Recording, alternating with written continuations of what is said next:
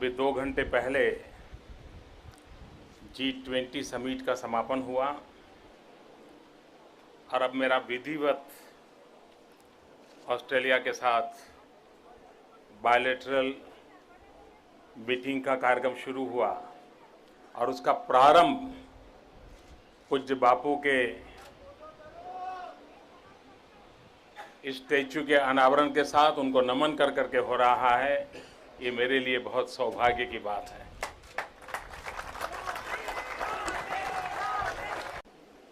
मैं इसके जो ट्रेडिशनल ओनर है इस धरती के, उनका विशेष रूप से अभिनंदन करता हूं इस कार्य के लिए और मैं आभार भी व्यक्त करता हूं।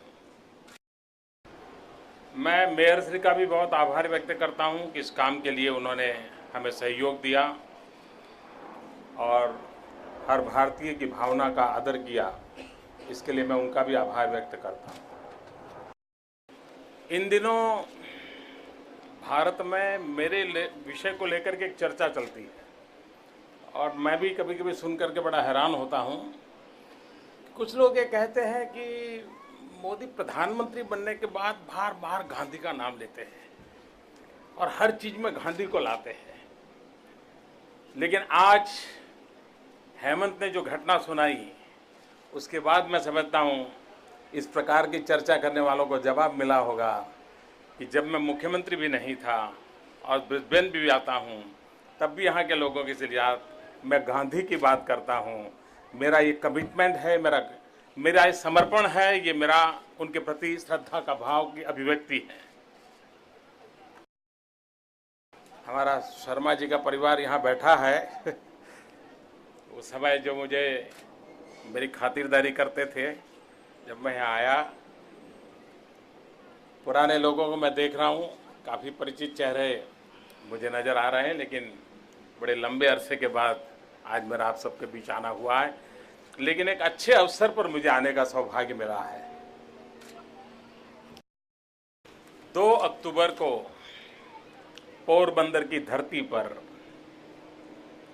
किसी इंसान का जन्म नहीं हुआ था। 2 अक्टूबर को पोरबंदर की धरती पर एक युग का जन्म हुआ था।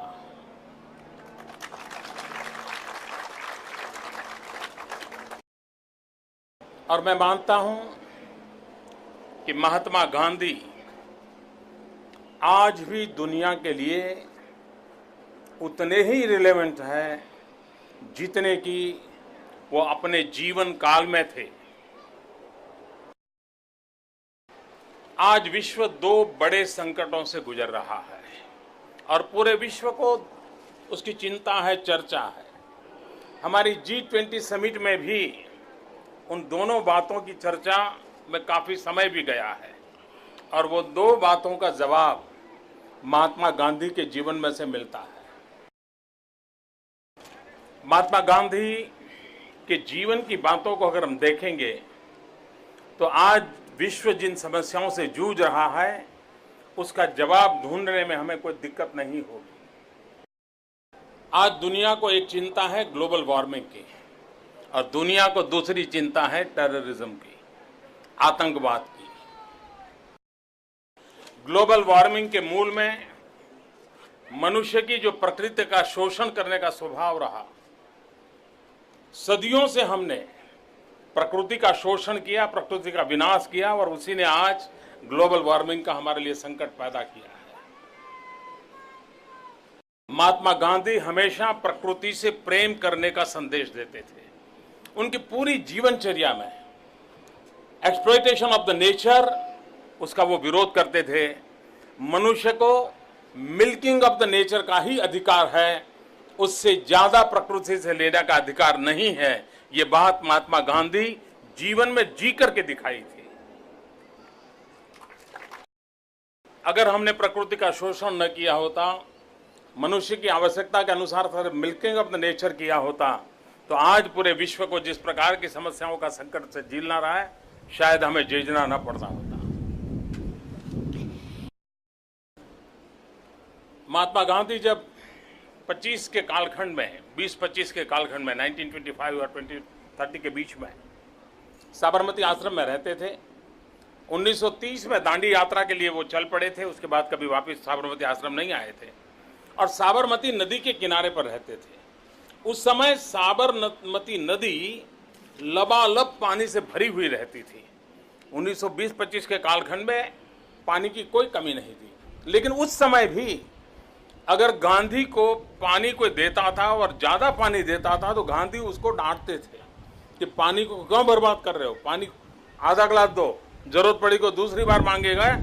गांधी इतने आग्रही रहते थे, अपने पास आए हुए लिफाफे के पीछे वो लिखते थे, क्योंकि उनको मालूम था कि मैं ज़्यादा कागज उपयोग करूंगा तो ज़्यादा वृक्ष कटेंगे और तब जाकर के कागज बनेगा, और वो भी मैं नहीं करूंगा, यहाँ तक उनका आग्रह रहता था। महात्मा गांधी ने हमें अहिंसा का मार्ग सिखाया। यह अहिंसा का शस्त्र ये सिर्फ अंग्रेजों के खिलाफ लड़ाई लड़ने का साधन था, ऐसा नहीं था। अहिंसा यह आर्टिकल ऑफ फेथ था। महात्मा गांधी का विश्वास था कि हम शब्द से भी किसी की हिंसा नहीं कर सकते, शस्त्र से हिंसा की तो बात बहुत दूर की है। और अगर आज विश्व ने गांधी के उस अहिंसा के संदेश को पचाया होता, समझने की कोशिश की होती, तो होलियर देन दाओ, मैं तुमसे बड़ा हूं, मैं तुमसे ताकतवर हूं, मैं तुमसे अच्छा हूं, मेरा रास्ता ही सही है, इस प्रकार के जो विवादों के अंदर दुनिया फंसी हुई है और जिसको अपनी बात सिद्ध करने के लिए शस्त्र का सहारा लिया जा रहा है और निर्दोष लोगों को मौत के घाट उतार दिया जा रहा है, महात्मा गांधी का संदेश उस रास्ते से हमें भटकने से बचा सकता था।